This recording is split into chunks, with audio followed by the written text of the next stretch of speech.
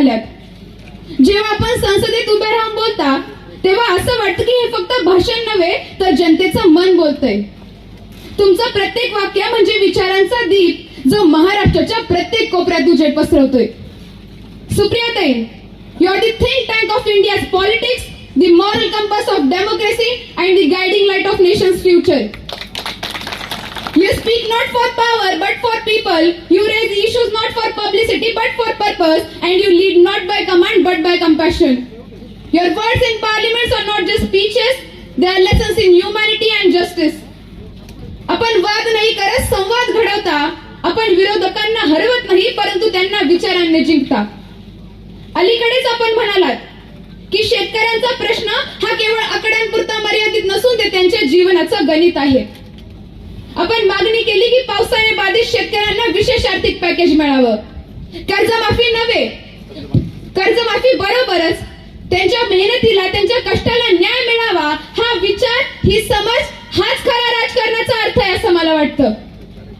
माझे आजोबा ज्यांच्या हस्तावर मातीने सोनं बनवलं, ज्यांनी शेती आणि समाज यांचंच पूजन केलं, त्यांचं जीवन म्हणजे एक प्रेरक कथा, कष्टाचं, प्रामाणिकपणाचं आणि समर्पणाचं। त्यांनी कधी मोठी पदं घेतली नाही परंतु मोठ्या मनाने काम केलं।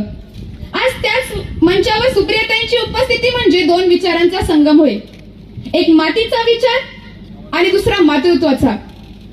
And I would just like to say that both of you, my grandfather and Supriyatai, believe that leadership is not a position, it's a purpose, not a title but a trust. You both live for people, not above them.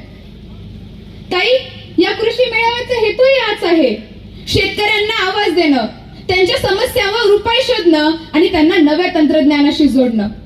आपण नेहमी म्हणता की शेतकरी मजबूत असेल तर देश मजबूत होईल, हा विचार प्रत्येक तरुणाच्या मनात रुजवणे ही आजच्या काळाची गरज आहे। ताई, your journey reminds every girl in this country that politics can be pure, leadership can be graceful, and power can be used for people, not for pride. Because you are not just a leader, you are an emotion, not just the daughter of Sharad Chandra Pawar Saheb, but the daughter of entire nation.